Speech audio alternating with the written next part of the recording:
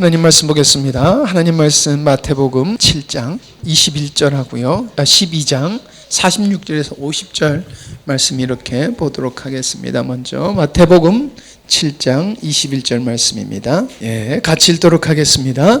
나더러 주여 주여 하는 자마다 다 천국에 들어갈 것이 아니요 다만 하늘에 계신 내 아버지의 뜻대로 행하는 자라야 들어가리라. 아멘. 12장 46절에서 50절 말씀입니다. 교독하도록 하겠습니다. 예수께서 무리에게 말씀하실 때에 그의 어머니와 동생들이 예수께 말하려고 밖에 섰더니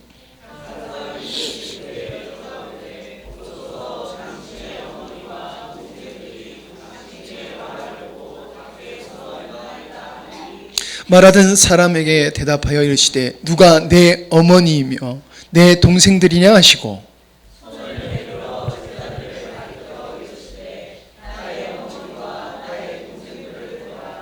누구든지 하늘에 계신 내 아버지의 뜻대로 하는 자가 내 형제요 자매요 어머니나 하시더라. 아멘. 은혜라고 하는 것은 거저 주는 것인데 거저 받는다고 하는 것은 은혜를 입기 위해서 우리가 어떤 의로운 행위를 근거로 해서 은혜를 주시는 게 아니라 하나님이 하신 의로운 일을 우리가 믿음으로 하나님의 은혜를 받게 되는 거다 하는 말씀을 나눴습니다. 하나님의 은혜를 우리가 입게 되는 그 믿음이라고 하는 것은 우리 인간적인 어떠함을 내려놓지 아니하고는, 즉 자아 부인이 이루어지지 아니하고는 주님이 하신 일을 우리가 믿을 수가 없고 받아들일 수가 없는 것이지요. 그래서 흔히 사람들이 생각하는 것과 같이 우리가 어떤 착한 일을 한다, 의로운 일을 하는 그것보다도 더 어려운 일이 나를 부인하고 하나님이 하신 일을 받아들이는 것이다 하는 말씀을 드렸습니다. 그 말씀의 연속상에서 오늘 말씀을 또 나누려고 합니다. 오늘 13장의 말씀이 주로 나누는 말씀인데, 오늘 우리가 본문을 읽으면서 알게 됐듯이 예수님의 모친과 형제들이 예수님을 만나려고 왔습니다. 너무나 많은 사람이 운집되어 있어서 예수님을 만나기가 어려웠어요. 그래서 누구를 시켜서, 아마 제자 중에 한 사람이겠지요. 우리가 예수님을, 형님을, 아들을 만나기를 원한다라는 이제 전가를 늦게 했지요. 그때 이제 예수님께서 아주 뜻있는, 의미 있는 말씀을 하시지 않았습니까? 육체적인 형제, 육체적인 부모보다도 영적인 관계 속에서 주님의 형제와 주님의 모친이 누구냐라고 하는 걸 말씀하고 있다는 것입니다. 여러분, 여기에는 굉장히 큰 의미가 담겨져 있습니다. 우리는 그저 교회 다니면은, 예배 참석하면은 구원받았다, 은혜를 입었다, 천국 간다, 이런 생각들을 합니다.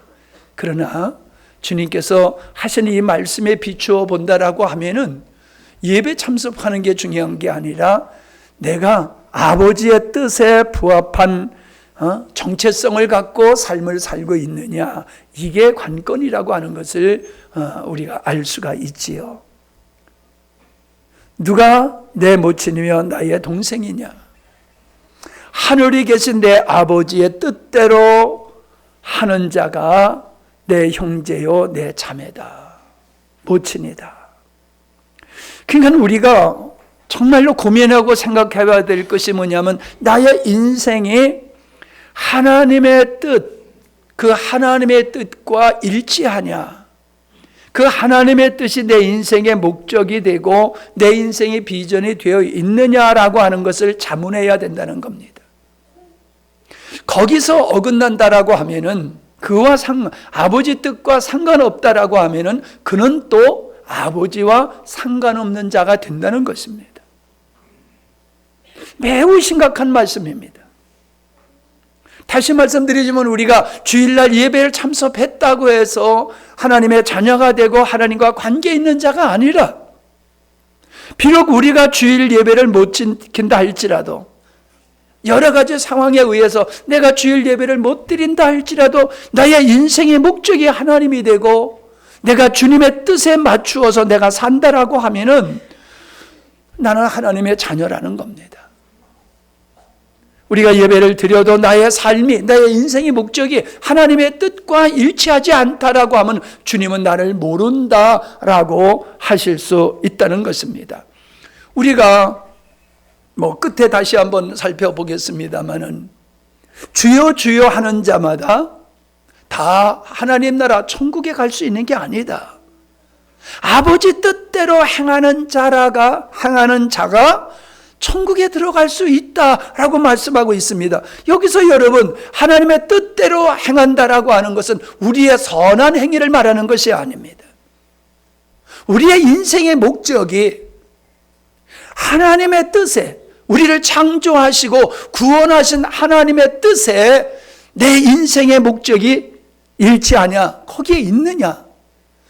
그것이 아니면은 주여 주여 하고 기도하고 찬송하고 선교한다 하고 구제한다 하고 별 열심을 내도 주님은 불법을 행한 자야. 나는 너를 도무지 알지 못한다라고 말씀하고 있음을 우리는 7장에서 볼 수 있다는 것입니다. 자, 그런 측면에서 오늘 13장의 시간이 없어서 다 읽지는 못했고 또 내용을 우리가 잘 아는 말씀이기 때문에 자, 그냥 읽지 않고 살펴봅니다. 첫 번째 말씀에 보면 씨 뿌리는 비유에는 좋은 씨를 뿌리는 주님과 악한 가라지를 뿌리는 악한 자가 등장하고 있다라고 하는 겁니다. 자, 여기서 씨를 뿌리는 분은 주님이라고 말씀하고 있죠. 근데 씨가 뭐냐라고 하는 게 굉장히 중요한 의미를 가지고 있습니다. 37절을 보시면은 13장 35절. 예, 37절이라고 했는데 35절. 내가 입을 열어 비유로 말하고 창세부터 감추연 것들을 드러내려.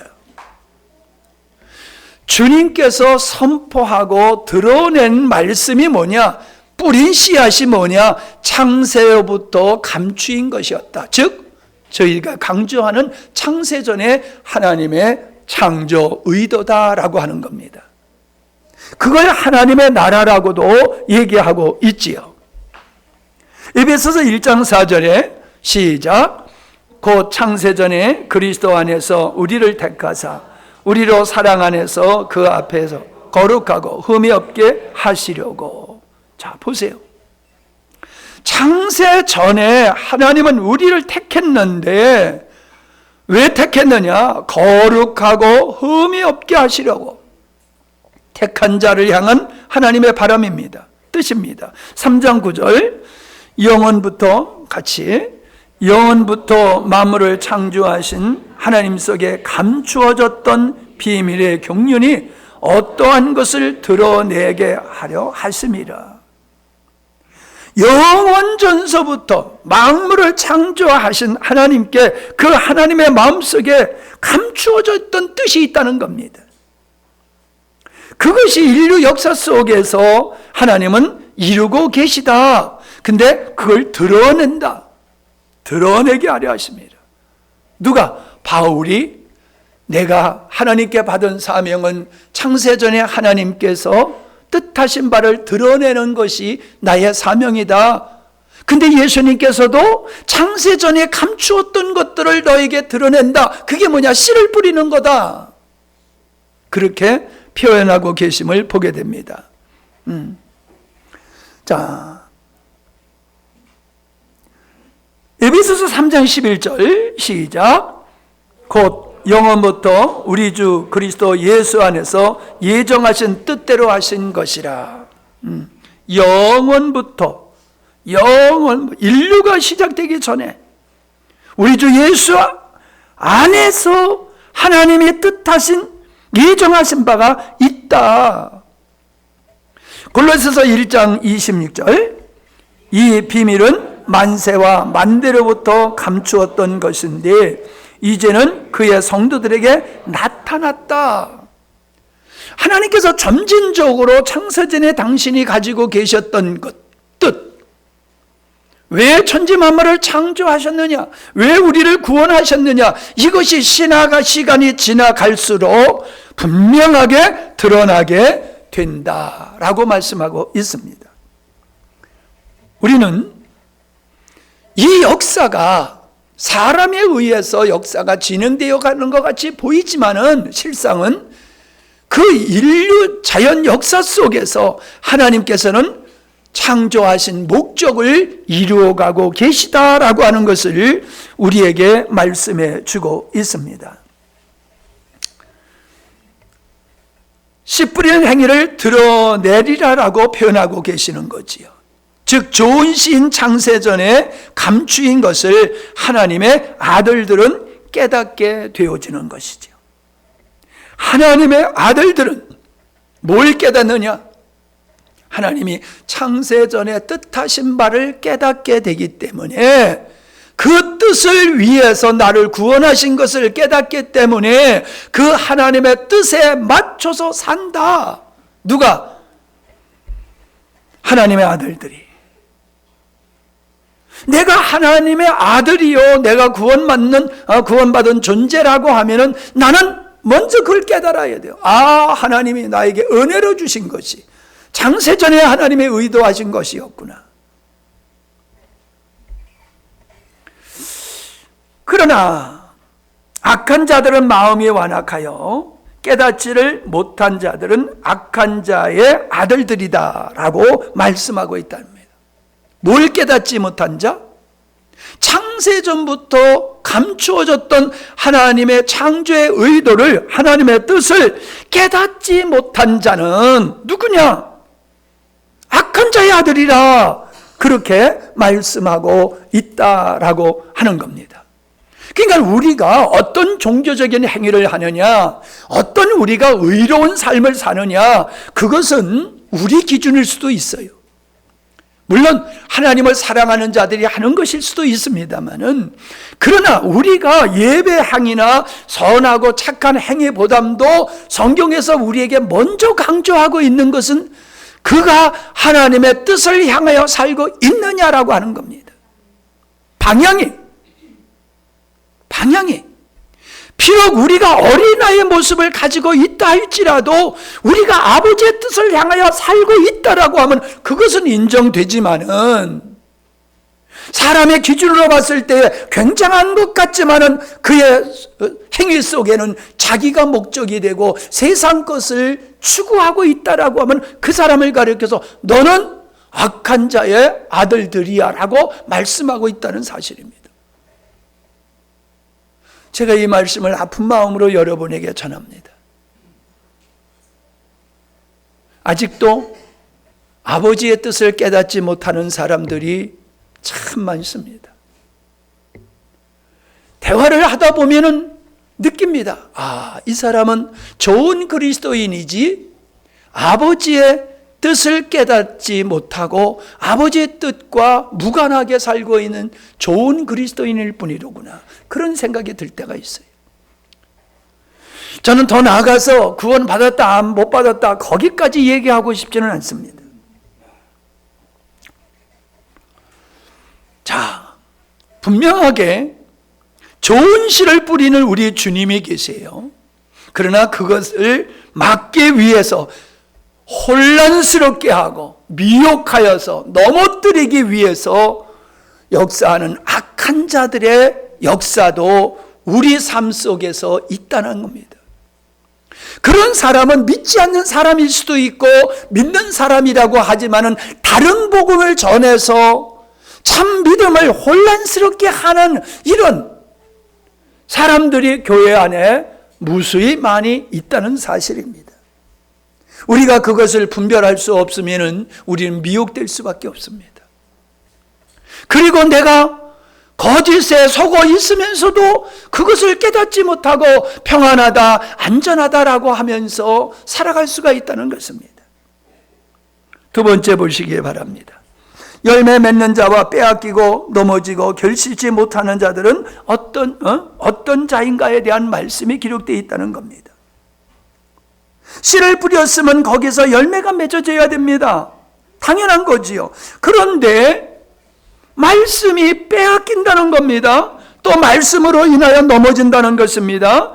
세상의 어떤 것으로 말미암아 미혹되어서 결실치 못한다. 그게 길가밭, 돌밭, 그 다음에 가시밭의 비유의 말씀입니다. 자, 첫 번째 길가밭이 된 이유를 보면은 천국 말씀을 듣고 깨닫지 못함으로 뿌려진 말씀인 씨앗을 새들이, 악한 자가, 마귀가 빼앗아 간다라고 말하고 있습니다. 여러분, 우리는 이렇게 쉽게 생각합니다. 하나님의 말씀을 마귀가 빼앗아 가니까는 우리가 깨닫지 못하는 게 아니냐, 이렇게 생각합니다. 근데 성경은, 주님은 그렇게 말씀하지 않았습니다. 깨닫지 못하는 말씀은 마귀가 빼앗아 간다. 빼앗아 간다고 그랬어요. 빼앗아 간다. 빼앗긴다는 겁니다. 하나님이 우리에게 은혜로 주신 말씀, 그 진리, 그 복음을 내가 깨닫지 못하면은 그건 헛된 것이 된다는 겁니다. 여러분, 마귀가 어떤 사람에게 말씀이 심겨지지 못하도록 역사하느냐? 깨닫지 못한 사람에게는 말씀을 다 빼앗아 가니까는 말씀이 없는 신앙생활을 하는 거예요.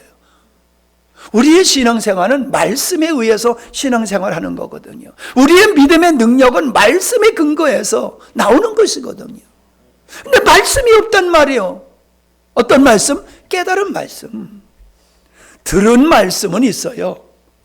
어릴 때부터 들은 말씀은 있어요. 읽어서 배워서 아는 말씀은 있어요. 그러나 깨달은 말씀이 없으면은 그는 그 지식으로 인하여 도리어 더 굳은 땅과 같이 될 수가 있다는 거예요. 하나님의 은혜를, 진정 하나님의 은혜를 누리지를 못한다는 거예요. 깨닫지 못하는 이론적인 말씀이 그를 교만하게 만들므로 말미암아, 섰다고 생각하게 함으로 말미암아 하나님의 말씀을 원천적으로 듣지 못하게 하는 거예요. 이게 사단이 빼앗아가는 역사다라고 하는 것을 우리가 알 수 있습니다.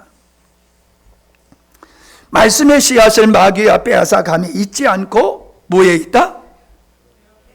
뭐에 있다? 예, 그거 읽어가면서 보면서 말씀을 들으세요. 여러분, 말씀을 깨닫지 못하는 이유는 말씀을 선포하는 자의 몫이 아닙니다. 책임이 아닙니다. 예수님의 말씀을 증거하실 때에 어렵도다라고 하고 떠났습니다. 왜 어렵습니까? 인간적인 측면에서 영적인 주님의 말씀은 이해하기가 어려운 것이었습니다. 여러분, 실족하여 떠난 사람들이 어떤 사람들입니까? 자기가 예수님을 통하여서 얻고자 하는, 즉 이스라엘의 회복을 그들은 원했지만은 예수님은 이스라엘의 회복을 말씀하지 아니하시고 도리어 자기가 십자가에 못 박혀 죽는다라고 하니까 실망하여 실족하여 떠났습니다. 여러분, 그 떠난 책임이 누구에게 있습니까? 어떤 사람은 예수님께 있다고 말합니다. 그러나 내가 생각할 때 예수님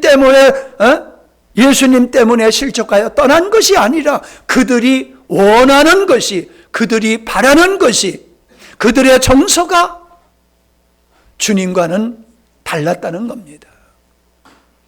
주님이 주시고자 하는 것과는 다른 것을 원했고, 주님이 말씀하시는 영적인 것을 육적인 상태에서 들으니까는 그게 이해가 안 돼가지고 떠난 거예요. 여러분, 학교에서 선생님이 아이들을 가르칩니다. 아이들이 못 알아들어요. 누구 책임이요? 예습하는 학생들 책임이요. 어떤 애들은 잘 선생님이 가르치는 걸 깨닫고 좋은 성적을 갖는데 어떤 애들은 왜 모르냐 말이에요. 예습도 안 하고 제대로 듣지도 아니하고 복습도 안 하면은 그걸 알 수가 없는 거예요. 그와 같다라는 말씀입니다. 열매가 없음은 깨달은 말씀, 진리, 복음이 없기 때문이다. 열매가 없으면, 열매는 씨앗이 떨어져야지 거기서 몇 배가 되든지 열매가 맺을 수 있잖아요. 여러분, 믿음의 생활을 하면서 복음적인 열매가 우리에게서 맺어지지 않는다라고 하면 그 사람에는 복음이 없는 거예요. 교회는 다녀요. 그러나 그 속에 복음이 안 보여요. 왜요? 깨달은 복음의 깨달은 진리의 그 깨달은 창세전에 하나님의 의도하신 그걸 깨달은 이 진리가 그 안에 없기 때문에 그 복음의 열매가 맺어지지를 못하는 것이다. 그 말씀입니다. 깨닫지 못하게 하는 요소는 내 안에 넘어지게 하는 것들이다. 41절에 보면은 넘어지게 하는 것과 불법을 행하는 것에 대한 말씀이 나오지요. 넘어지게 하는 것과 또 불법을 행하는 자들을 거두어내어 불못불에 던져 넣으니 거기서 울며 이를 감이 있으리라. 넘어지게 하는 요소를 자신이 가지고 있는 거예요. 이 말씀은 다음 주에 더 자세하게 말씀을 나누고자 합니다. 넘어지게. 어떤 사람은 시험 들어요. 어떤 사람은 은혜를 입어요. 왜 그래요? 넘어지게 하는 요소가 있었단 말이에요. 실족하여 돌아가는 사람의 마음속에는 넘어지게 하는 요소가 있었단 말입니다. 우리는 우리의 자신에게 넘어지게 하는 요소를 생각지 아니하고 넘어지게 했다라고 생각만 하면은 구제될 수가 없습니다. 길가밭을 모면할 수가 없다는 말씀입니다. 두 번째, 돌밭의 특징입니다. 말씀을 진리를 듣고 잠시 기쁨으로 받지만은 말씀을 인하여 환난과 핍박이 오게 되어지면은 넘어지는 자다라고 말씀을 하고 있습니다. 왜 넘어지느냐? 뿌리가 약하기 때문이다. 돌이 많아서 뿌리를 제대로 내리지 못하는 나무는 쉽게 쓰러진 그걸 가지고 비유로 하신 말씀이지요. 여러분, 말라서 죽게 되어지는 이 햇빛이라고 하는 것은 햇빛이 있어야지 발화가 되고 자랄 수 있는 겁니다. 햇빛이 없어 보세요. 햇빛이 있어야지 뿌린 씨앗이 자라게 되잖아요. 그런데 뿌리가 약하면 어때요? 그 햇빛에 의해서 말라 죽게 된단 말이에요. 즉 환경이라고 하는 것이 우리가 믿음을 갖게 되어지면은 우리가 온전한 믿음, 확실한 믿음, 강한 믿음을 갖게 되어지면은 내가 말씀대로 살아가는 것에 의해서 환난과 핍박이 와도 그걸 견디게 된다는 거예요. 그런데 말씀을 듣고 맞아 감동을 받아. 맞아. 이게 진리야. 맞아. 그래서 감동이 있고 기쁨이 있고 좋아라 해요. 그런데 그 말씀으로 인하여 환난과 핍박이 오면은 넘어진다는 거예요. 왜요? 뿌리가 없기 때문에, 깊지 못하기 때문에. 즉 신앙이 깊지 못한 이론적인 관념적인 신앙을 가진 사람은 말씀을 인하여서 핍박과 환난이 오면 넘어진다는 거예요. 여러분, 우리가 말씀을 가지고 전도하면은 환난과 핍박이 오잖아요. 우리가 전도하면은 가족이 우리를 핍박해요. 싫어해요. 친구가 우리를 싫어해요. 경제적인 불이익을 당할 수 있어요. 진급하는데 지장이 있을 수 있어요. 도리어 우리의 의로움을 매도해서 우리를 악한 자로 만드는 세상을 우리가 보고 있지 않습니까? 예수님 믿는 사람들을 지금도 죽이는 일들이 세계에서 벌어지고 있잖아요. 예수님 믿는다고 하는 것 때문에, 말씀을 믿는 것 때문에 죽임을 당해야 되는 일들이 지금도 벌어지고 있지 않습니까? 여러분, 이 한국 땅에서도 지금도 그게 벌어지고 있어요. 공개적으로 내가 창조를 믿는다고 하면은 이렇게 어리석은 사람이 있는가? 그래서 장관 자리에 못 앉게 하지 않습니까? 교사가 돼가지고 창조론을 믿어? 어리석게. 여러분, 신학교에서도 이제 예수님의 부활을 부정하는 이런 시대인데 일반 학교에서는 오죽하겠습니까? 우리가 하나님을 믿고 창조주 하나님을 믿고 하나님의 말씀이 진리라고 하면 세상 사람들이 우리를 바라보고 좀 맛이 간 사람들이라고 생각을 합니다. 야, 그렇게 살아가지고 어떻게 이 세상을 살아갈 수 있느냐? 성경적인 논리로 살아가는 사람을 비웃습니다. 조롱합니다. 그걸 견디지 못하는 거예요. 그걸 견디지 못하는 거예요. 그러나 우리가 하나님의 창조의 의도를 분명히 알게 되어지면은 세상이 어떻게 나를 바라보든지 나를 보고 뭐라고 하든지 그거에 연하지 않습니다. 왜? 세상을 향하여 죽었기 때문에. 그래서 이기게 됩니다. 근데 돌밭의 사람들은 그거를 이기지 못하는, 즉 믿음이 연약한 사람들은 그렇다는 거지요. 여러분, 믿음이 약하다는 이유가 어디 있습니까? 믿음이 약한 이유는 다른 데 있지 않습니다. 우리가 말씀을 듣는 것에 머물러 있기 때문에 그렇습니다. 말씀을 깊이 묵상해야 됩니다. 자, 사도행전 2장 42절을 보시기 바랍니다. 시작.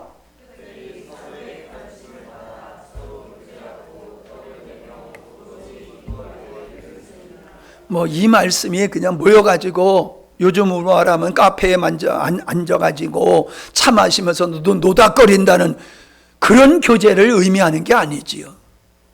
하나님의 말씀을 가지고 교제하는 거예요. 하나님의 말씀.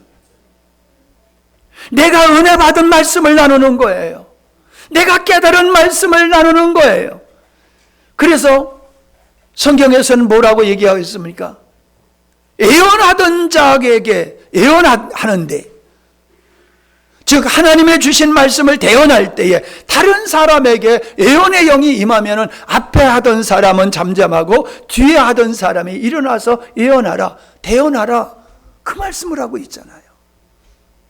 우리는 은혜 받는 데가 족한 것이 아닙니다. 은혜 받는 것이 족한 게 아니에요. 은혜 받은 말씀을 나누어서 교제가 이루어진다는 거예요. 교제. 그걸 초대교회는 힘써서 그렇게 했다라고 말하고 있습니다. 자, 17장 11절에 보면은 베레아 사람들이 있는데 그들을 가리켜서 데살로니가 사람들보다 더 신사적이었다, 너그러웠다, 그렇게 표현하고 있는데 그들이 어떻느냐? 간절한 마음으로 말씀을 받았다. 간절한 말씀으로 말씀을 받았다는 거예요. 그 말씀을 깨닫고자 하는, 그 말씀의 의미를 알고자 하는 갈급한 마음으로 말씀을 경청했다는 겁니다. 그리고 어떻다는 얘기예요? 날마다 성경을 상고했다. 여러분, 우리는 깨닫지 못하는 이유는 영적인 게으름에 있습니다. 왜요? 상고하지 않잖아요. 묵상하지 않잖아요. 주일날 듣는 것으로 전부잖아요. 주일날 듣는 것으로 전부지 그 말씀이 나는 의무가 뭔지 모르겠어. 난 그 말씀을 더 깊이 좀 알고 싶어. 그래서 여러분이 조용한 새벽 시간에 일어나서 주님 앞에 기도하며 말씀을 펴놓고 선포된 하나님의 말씀을 묵상하면서 주님, 이 말씀의 의미가 뭡니까? 이 말씀의 의미가 뭡니까? 그렇게 말씀을 깨닫기 위해서 씨름함이 우리에게 얼마나 있냐는 거예요. 여러분, 그 씨름함이 깊을수록 깨달음의 폭은 더 커지지만은 주일날 말씀 1시간 듣는 것으로 깨닫기를 바란다라고 하면은 그건 있을 수가 없는 일입니다. 왜냐하면 우리 안에 하나님의 말씀을 가로막는 요소들이 너무나 많기 때문에, 잘못된 이론과 철학들이, 우리 안에 거짓된 복음들이, 세상적인 것들이 너무 많이 쌓여 있기 때문에 그것들 때문에 우리가 하나님의 말씀을 온전히 깨닫지를 못합니다.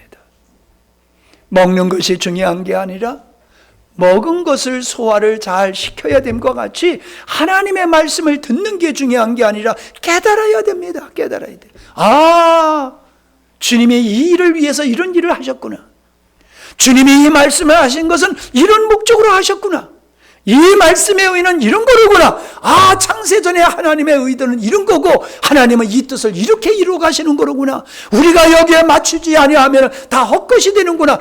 이게 들어서가 아니라 여러분이 개인적으로 씨름함을 통해서 깨달아져야 되는 겁니다. 깨달아져야 되는 거예요. 영적 게으름이 있으면 안 돼요. 그래서 12절에 뭐라고 그랬습니까?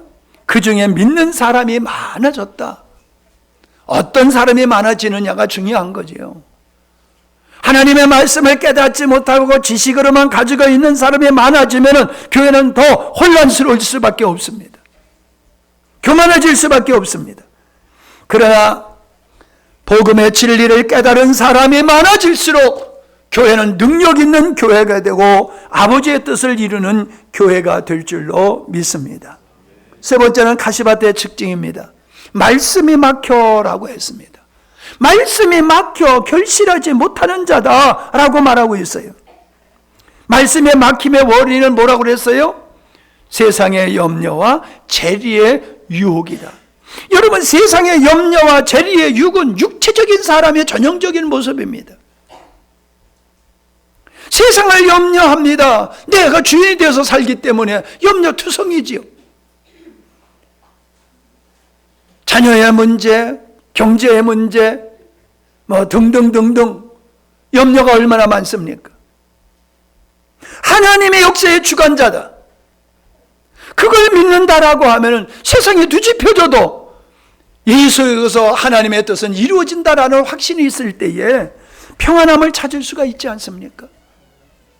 여러분, 우리가 역사적으로 이슬람권의 사람들이 자동적으로 기독교에서 이슬람으로 신앙을 바꾸게 된 이유가 재리의 유혹을 받아서이잖아요. 스스로 이슬람인이 되어지면은 그러면 출세할 수가 있고 세금을 감면받을 수가 있고, 그러니까 너도 나도 앞다투어서 그냥 개종을 해버린 거예요. 여러분, 지금도 마찬가지입니다. 사람들은 돈 몇 푼 때문에 뭐 세상적인 지위와 그 어떤 명예 때문에 자기의 신앙을 그냥 헌신짝같이 벗어버립니다. 목숨같이 지켜야 할 신앙을 세상 것과 바꾼단 말입니다. 네가 나에게 절하면 이 천하만국을 내가 다 너에게 주리라. 마귀가 그렇게 유혹을 했습니다. 누구를? 예수님을. 그렇게 예수님을 미혹했던 마귀는 지금도 성도들을 동일한 방법으로 미혹합니다. 여러분, 우리가 너무 가난해도 시험에 들 수 있고 너무 부해도 시험에 들 수 있다는 이야기는 뭡니까? 그래서 부하게도 마옵시고 가난하게도 마옵소서라고 하는 이 잠언의 말씀은 무슨 뜻입니까? 하나님의 사람은 세상의 돈에 영향받으면 안 된다. 육체의 사람은 세상에 물질의 유혹을 받게 되지만은 영적인 그리스도인은 그런 것에 미혹되지 않는다라는 말씀을 하고 있는 것입니다. 육적인 그리스도인의 전형적인 모습이 염려와 유혹을 이기지 못하는 겁니다. 그럴 수밖에 없습니다. 여러분, 듣지 못하는 사람에게 아무리 좋은 음악을 들려줘 보십시오. 그러면 안 들리지 않습니까? 우리가 세상을 향하여 죽은 자가 되어지면 세상의 어떤 것도 우리를 유혹을 하지 못한다는 겁니다. 내가 유혹을 받는다는 것은 그것을 좋아함이 있기 때문에 그런 거예요. 내가 세상 것을 좋아하니까는 좋아하는 걸 가지고 마귀는 우리의 신앙을 흔들고 넘어뜨린다. 그 말씀인 것입니다.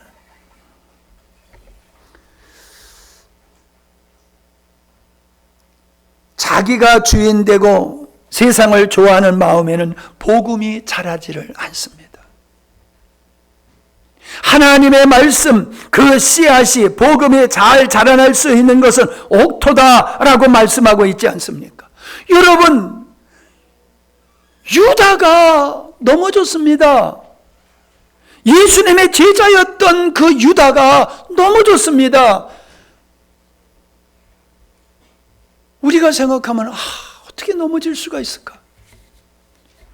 어떻게 예수님과 3년 동안 지나면서 말씀을 듣고 예수님의 행하신 기사와 표적을 보고도 어떻게 유다가 변화되지 않고 변화되지 아니하고 넘어질 수가 있을까? 말이 되느냐? 이런 안타까운 마음을 우리가 갖습니다. 그런데 여러분, 내가 유다가 될 수 있는 거예요. 내 안에서 복음이 자라지 아니하면, 내 안에서 말씀, 복음의 열매가 맺어지지 아니하면 나도 유다예요. 예수를 팔아서 유다가 아닙니다. 하나님의 말씀이 내 안에 들어오지 못하고 말씀의 결국에 열매를 맺지 못하게 되어지면은 말씀과 상관없는, 하나님과 상관없는 마음을 가지고 있었기 때문에 말씀이 안 들어오는 거예요.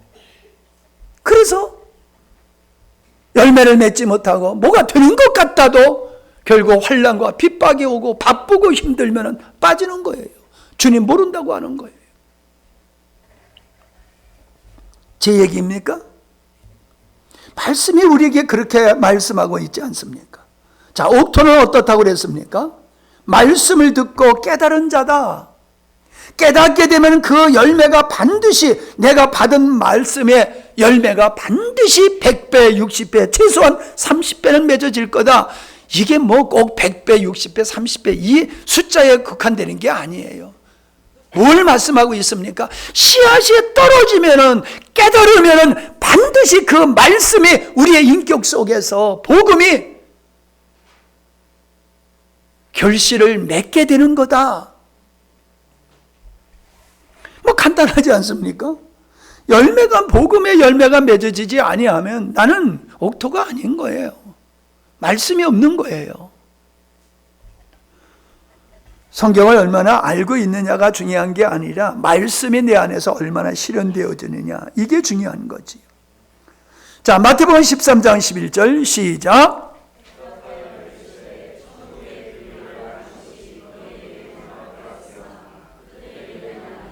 너희에게는 허락되지만 그들에게는, 저들에게는 허락되지 아니했다. 허락된 너희는 누구고 허락되지 않은 저희는 누구냐?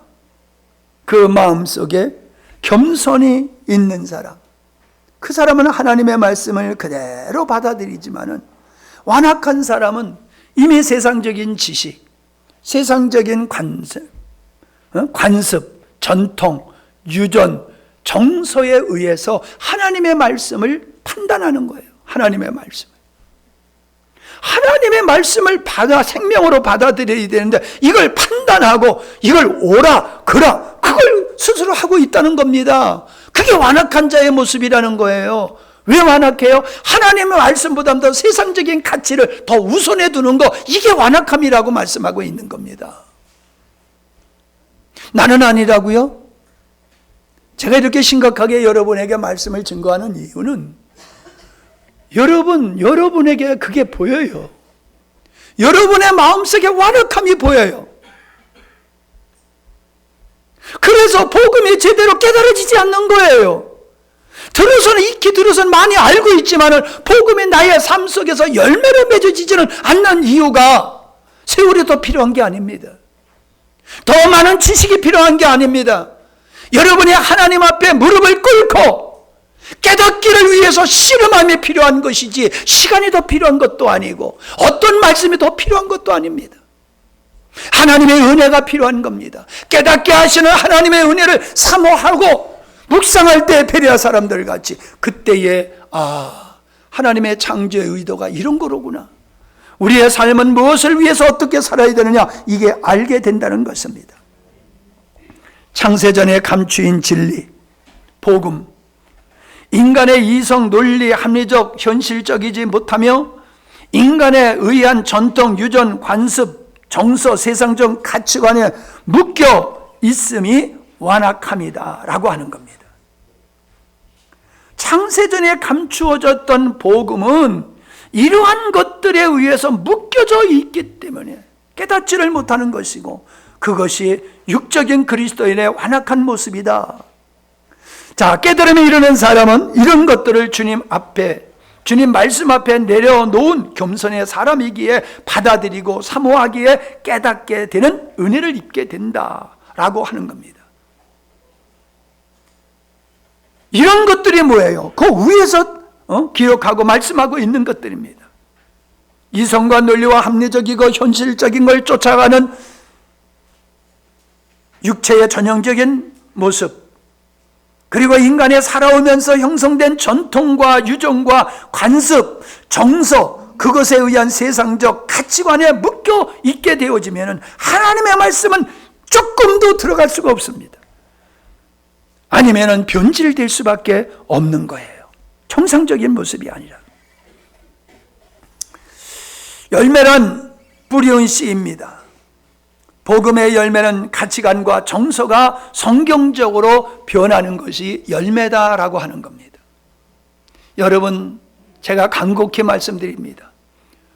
내가 믿음이 있다라고 하면은, 그 믿음이 있다라고 하면은 반드시 변화되어야 될 게 뭐냐면 가치관이 바뀌어져야 됩니다. 여러분, 믿지 않는 사람의 정서와 믿는 사람의 정서는 전혀 다릅니다. 믿지 않는 사람의 가치관과 믿지 않는 사람의 정서는 하나님을 대적합니다. 하나님의 말씀을 불의한 것으로 여기고 하나님의 말씀을 대적합니다. 그 예수님을 믿는다고 하는 것은 그게 바뀌어져야지 진짜예요. 예수님이 하나님의 창조주고 예수님이 구세주고 예수님이 나를 위해서 십자가에 못 박아 주시고 아멘 할렐루야 하는데 나의 가치관은 세상적인 가치관을 그대로 가지고 있어. 세상적인 사람의 정서를 나도 동일하게 가지고 있어. 그러면 그 사람은 세상적인 삶을 살게 돼요. 예배는 천국 가기 위해서 예배를 드릴 뿐이야. 예수 믿어야지 천국 간다니까. 그래서 천국 가기 위해서 예수 믿는 거예요. 진짜 내가 천국 갈 수 있는, 천국 가게 갈 수 있는 예수 믿는 사람이라고 하면은 내 행위를 보여라. 내 믿음을 행위로 보여라고 하는 것이 가치관이 성경적으로 바뀌고 정서가 하나님의 사람의 정서로 바뀌어져야 될 줄 믿습니다. 이것도 다음 시간에, 다음 주에 더 말씀을 나누도록 하겠습니다. 자, 43절에 보면 귀 있는 자는 들으라 라고 말씀하고 있습니다. 예수님의 비유로 말씀하시면서 하는 이야기입니다. 귀 있는 자는 들으라. 귀 있는 자가 누굽니까? 44절을 보면 감추인 보화를 발견한 사람이 자기의 소를 팔아가지고 그 보화가 있는 밭을 사는 결단의 사람을 말하고 있는 겁니다.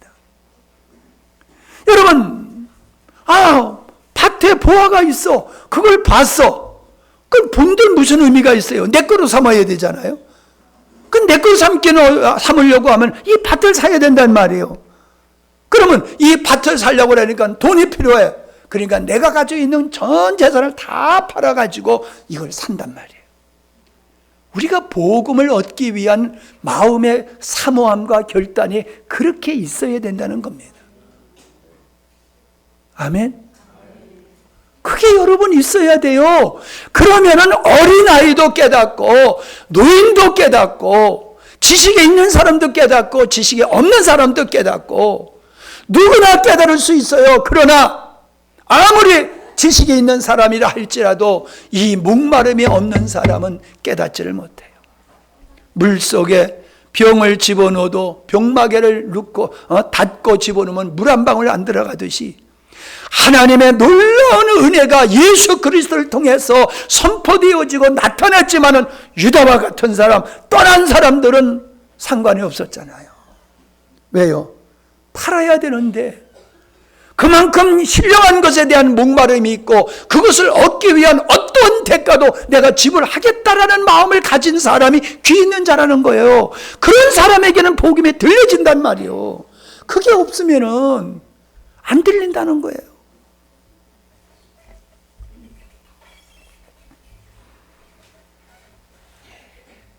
그 들어보면은 천국의 알들과 악한 자의 아들들의 결말을 말씀하고 있습니다. 24절과 30절에 보면은 반드시 세상 끝날이 있다라고 말씀을 하고 있습니다. 세상 끝날이 있다. 세상 끝날이 있다. 40절. 가라지를 거두어 불에 사르는 것이 세상 끝에도 39절에도 세상 끝이요, 49절에 봐도 세상 끝이요. 여러분, 세상 끝이 있다는 거예요. 2024년 끝이 다가오잖아요. 예? 아이고, 어느 때보다도 24년은 더 빨리 간 것 같아요. 끝이 있어요. 내 인생의 끝이 있어요. 그냥 끝나는 게 아니라고 분명히 말씀하고 있습니다. 인생의 끝은 그냥 끝나는 게 아니다. 반드시 알곡과 쭉정이 가라지를 가르는 날이 바로 세상 끝이다 라고 말씀하고 있습니다. 여러분, 우리 그리스도인은 종말론적 신앙을 가져야 된다는 이유가 바로 여기 있는 겁니다. 오늘 잘 먹고 잘 사는 게 중요한 게 아니라는 겁니다. 세상 끝날에 우리가 하나님 앞에 설 때 착하고 충성된 종아, 네가 내 뜻대로 살았구나, 그러면 그 사람은 인생을 제대로 산 거예요. 근데 내가 원하는 대로, 내가 하고 싶은 대로 그렇게 신나게 살았지만은, 나름대로 의미 있다고 살았지만은 하나님이 나와 상관없다, 너는 내 뜻과 상관없이 살았어, 그러므로 그 모든 것은 무효야, 그 삶은 불법이야 라고 말씀하신다고 하면 여기 뭐라고 그랬습니까? 이를 갈며 슬피 울 것이다. 누가? 가라지 인생이 그렇다는 거예요. 가라지 인생이. 여러분, 이것이 사실인지 아닌지 어떻게 압니까? 그러는데 뭐 걱정할 필요 없어요. 그날에 가보면 다 알게 될 테니까. 그날에 가보면 오늘에 선포된 하나님의 말씀이 진리인지 거짓인지 그날에 가보면 안다는 거예요. 근데 그날에 알아보니까는 내가 불법을 행한 자야, 내가 가라지요, 악한 자의 아들로 살아왔어. 그러면은 이를 가는 자리로 갈 수밖에 없어요. 슬피 울며 이를 가는 자리로 갈 수밖에 없어요. 그때 깨달으니까는 어떻게 다시 한다? 여러 번 농사 줘봤잖아요. 예? 민석찬 집사님 올해 농사를 4분의 1이 줄었다라고 얘기를 하는데 다시 질 수 없잖아. 내년에 다시 짓지. 올해는 다시 질 수 없잖아요. 내년에 다시 짓는 거지. 인생은 마라톤 같다는 거예요. 다시 돌이켜서 어떻게 할 수가 없는 거예요. 한 번 살면 그거를 끝나는 거예요. 그거 가지고 하나님 앞에 평가를 받는다는 겁니다. 여러분, 우리는 그날을 바라보기 때문에 오늘을 함부로 살 수가 없는 거예요. 아멘? 오늘 우리는 그걸 믿는 사람입니다. 재미있게 말씀하고 있지요. 가라지는 불사르고 알곡은 모아 곡간에 넣으리라. 47절과 57절에 보면 의인 중에서 악인을 골라내리라. 뭐라고 얘기했어요? 주님께서 천국의 씨앗을 뿌릴 때에 가라지도 악한 자가 와서 뿌린다. 그냥 내버려 둬라. 세상 끝날까지 같이 자라게 하다가 마지막 날, 세상 끝날에 내가 알곡과 가라지를 분별할 거다, 구별할 거다 라고 주님이 말씀하고 계시지 않습니까? 여러분, 의인 중에서 악인을 골라내신대요. 까마귀가 백로 중에 있다고 해서 까마귀가 백로가 될 수 있겠습니까? 여러분, 정신 차리십시오. 여러분의 개개인의 신앙이 백로와 같은 참 믿음의 사람이 아니면 그날에 주님이 속가내는 겁니다. 요즘은 뭐 하도 도정이 잘 돼가지고 그렇지만 옛날에는 뉘라고 그러지요. 쌀을 찌면은 찌지, 쌀이 되지 않고 나오는 벼가 그대로 나오는 것들이 많았어요. 그러면 어머니가 그걸 다 골라냈어요. 일일이 골라내가지고 밥을 지으셨어요. 여러분, 하나님은 결코 악인이 의인의 회중에 들지 못하게 하신다는 겁니다. 악인이 의인의 회중에 들지 못한다.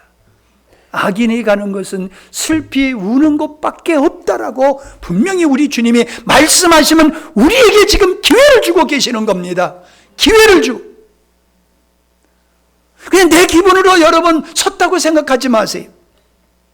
하나님의 말씀에 비추어서, 하나님의 뜻에 비추어서 우리를 바라봐야 될 줄로 믿습니다.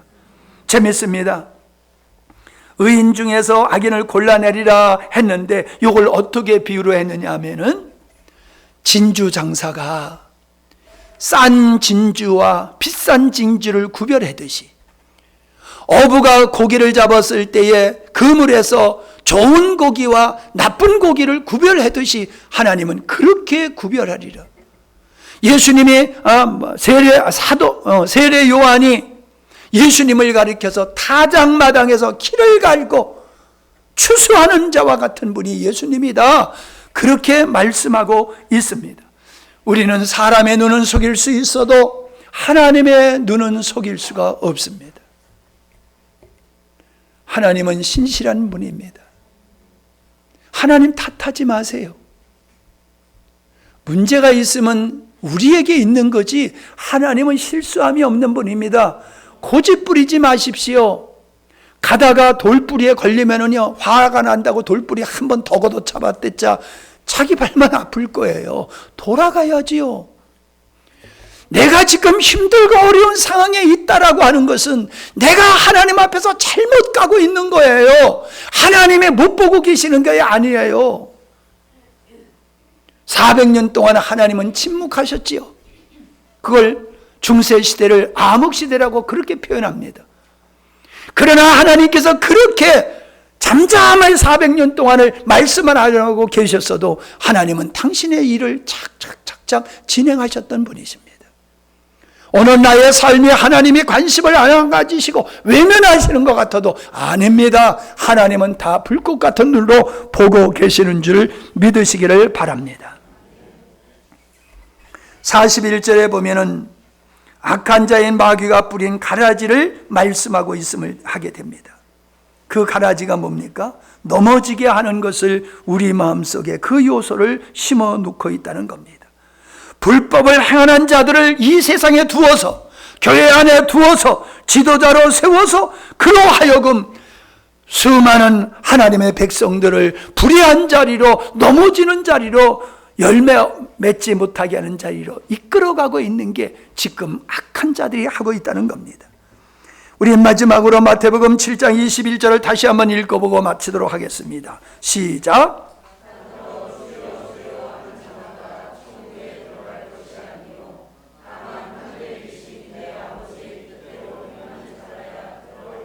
아멘. 아버지 뜻대로 무엇을 하든지 아버지와 연결되어야 돼요. 아버지께서 영광을 받으시는 일과 연관이 되고 하나님이 우리를 창조하시고 구원하신 그 뜻과 일치해야 됩니다. 그것이 아니면 다 헛된 거다 분명히 말씀하고 있습니다. 아무쪼록 이 자리에 계신 여러분들은 풀무불에 던져져서 거기서 슬피 울며 이를 갈며 없는, 이를 가는 일이 없는 모두가 되시기를 주의 이름으로 축원합니다. 아멘.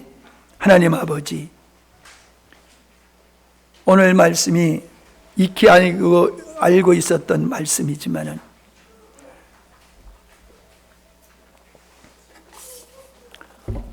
새롭게 도전받고 새롭게 깨우치는 말씀이 되게 하심을 감사합니다.